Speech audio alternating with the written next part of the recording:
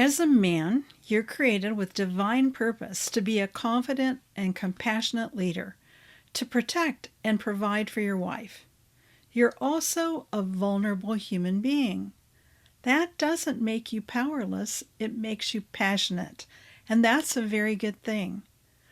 Hello, I'm Dr. Debbie, and today we're going to talk about the passion of the masculine. Are you ready? Let's dive in.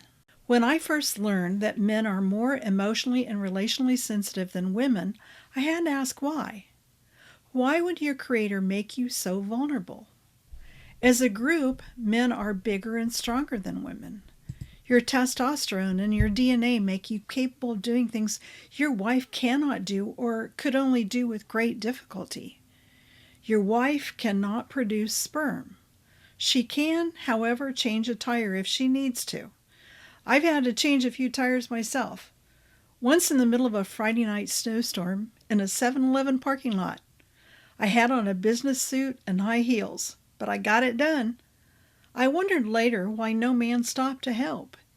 Even the workmen, each dressed in heavy winter overalls and boots, just kept coming and going from the store as though I were invisible. Reflecting on it now, I understand.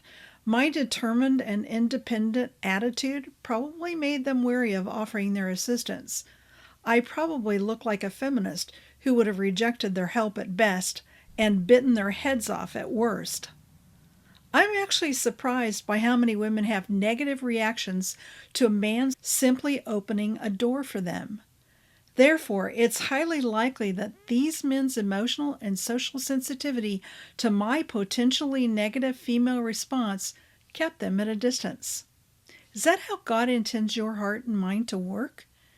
You're created to be sensitive to women in general and to your wife in particular. I believe God made you emotionally attuned to your wife so you would be motivated to protect her and inspired to provide for her. You feel the pull to do just that.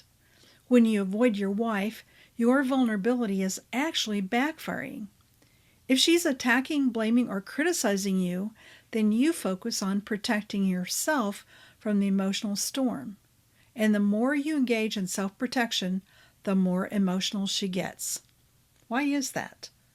A woman who attacks, blames, and criticizes is having a hard time coping with something. It's her defensive move.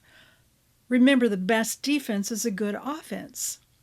I know she's shooting herself in the foot, but she doesn't. She's not only defending herself, but she's also crying out for help. Very ineffectively, I might add. Do you remember the TV show Everybody Loves Raymond? In one episode, Deborah was dealing with her own overwhelming feelings. Ray didn't know what to do, but he tried to help. Her attacks intensified, and she backed him into a corner at one point, shouting, "Did you ever think I might need a hug?" Ray's response was priceless. He pointed to her and said, "This is not huggable." Oddly enough, women believe that men think like women, but you don't. She thinks what she needs is obvious. From her point of view, you're refusing to fix whatever the current issue is. She's desperate for help, and she sounds desperate, desperately angry. You feel like her anger came out of the blue. However, her anger has been brewing for a while. You actually sensed it earlier. Your heart sped up a bit, or you got a sick feeling in the pit of your stomach. You felt your own vulnerability. You may have even thought, "Here we go again." At that very moment, you chose what role to play in the scene: victim, villain, or hero. You ignore the warning signs. You avoid conversation as long as you can. You're silent, hoping she won't escalate again. You leave the room. Maybe you even leave the house. Option number 2. You're offended by the warning signs. You yell back at her with your best counterattacks. You use the words always and never and blame her. You slam the door as you leave the room, or maybe the house. Your third option, you pay attention to the warning signs. You don't wait for escalation. Instead, you engage with her as soon as you notice something's up. You ask what's happening. You get a calmer, more accurate answer the sooner you ask. You listen and replay her words.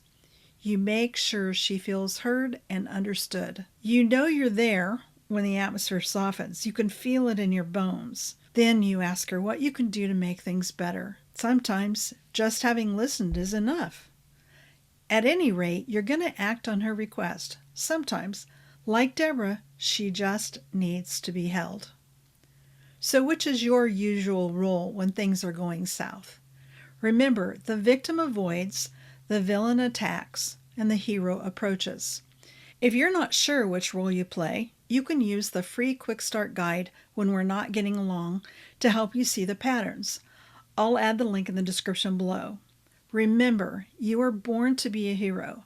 That doesn't mean you can handle your wife's emotional tirade anytime and anywhere without any impact to your own feelings or your well-being. However, you can be a hero. So how can you be a hero in the middle of a meltdown? Remember, solutions are usually simple, but they're not always easy or obvious. It means you use your own vulnerability to notice sooner rather than later when a problem exists for her. You allow yourself to be passionately engaged with her, ready to protect her and provide what she needs from you. And you reap a hero's rewards. Less arguing, more peace in your home. Less rejection, more compassion for one another. Less failure, more satisfaction for you both. You won't get it right every time. More than likely, you won't even get it right the first time. Just like any new skill, you'll have to practice.